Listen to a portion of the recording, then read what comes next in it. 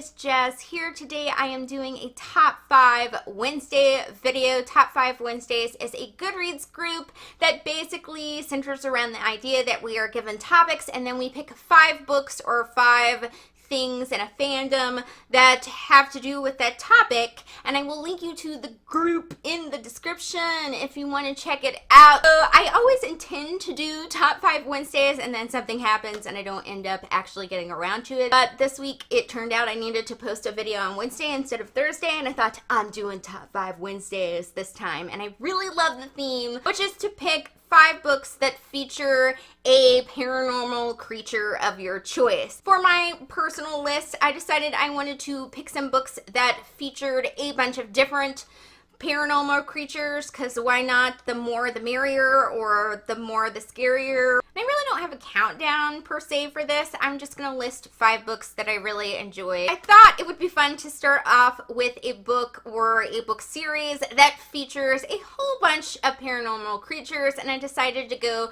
with Soulless, which is the first book in the Parasol Protectorate series by Gail Carriger. These books feature werewolves, vampires, ghosts, and preternaturals, which are humans that basically can cancel out the powers of all the other paranormal kind of creatures. It takes place in a alternate history / steampunk kind of world, so it's paranormal and steampunk, and they are sort of comedic books. Even though there are a lot of very popular series that do feature several different types of paranormal creatures, I decided to go with this one just because it does blend genres as well as feature a whole bunch of creatures, and also because it kind of leans towards the comedic side. It's not really scary, so if you're looking for something paranormal that's not super scary, this is kind of the book that you want to pick up.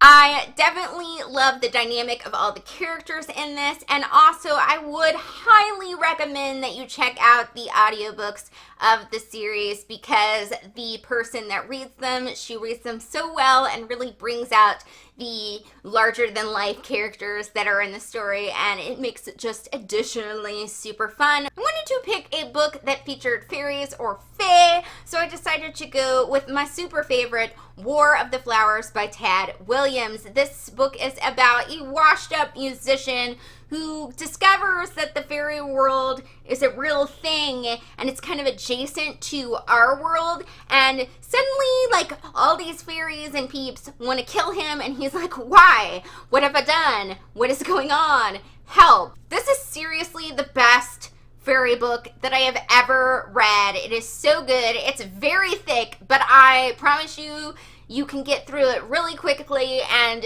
the world is so very interesting and easy to invest yourself in, and I really love the friendships in this book quite a bit. So I highly recommend checking that out if you're looking for something that's about fairies and fae. Could not go without picking a vampire book, and I decided to go with my super favorite, Salem's Lot by Stephen King. This book is about a writer who moves to the small town of Jerusalem's Lot, aka Salem's Lot, and he's there to basically write a story about the nature of evil because something scary happened to him when he was younger in that town, and vampireness and insanity ensues. So Salem's Lot is the book you want to read if you just want your vampires to be evil. Like, there's nothing fluffy about the vampires in these books. They're just creepy and evil. What I really love about this is that the character development in this is so bomb, and also the plotting is so awesome.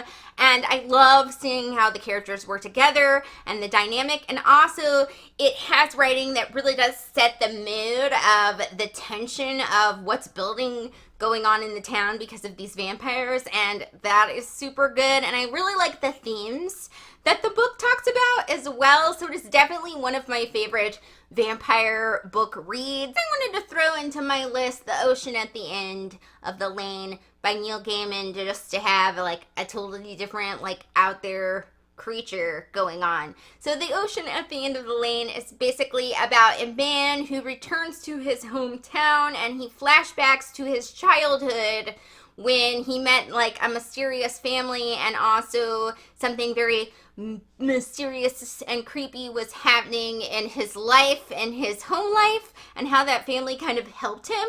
So I don't really know what you would call the villain in this book.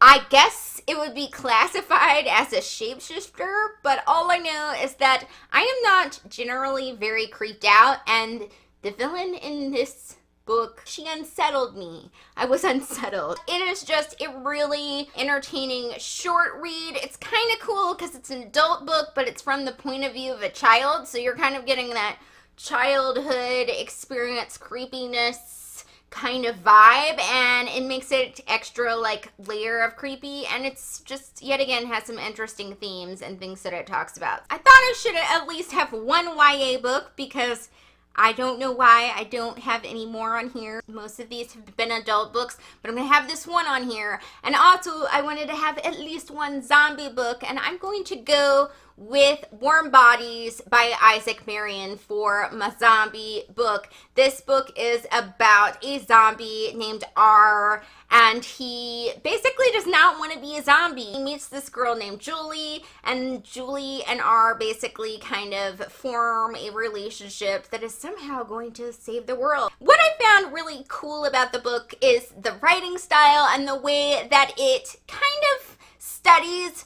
human society and really kind of makes you think about society through what's going on in this fictional zombie apocalypse world. And I think that is such a deep and meaningful way of thinking about humanity and connection. But it still has a little bit of sarcastic humor and things like that, which I always enjoy in a good paranormal story. And I, of course, really love the characters, and also really love the R and Julie kind of idea that it's kind of a Romeo and Juliet story, like a quirky romance moment in there within the zombie apocalypse. I love a good genre blend, and this definitely does that for sure, and it's just a really cool read that I think both guys and girls will enjoy, and also both YA aged people and adults could enjoy. That was my top 5 Wednesday video. I probably could have picked like 10 more books for this because I love a good paranormal story, but I just went with 5 that I really felt like recommending. So I hope you guys enjoyed this video. If you guys have any, paranormal stories that you would like to recommend to me, put those in the description. That is it for today. Thank you for watching, fabulous peeps, and bye-bye!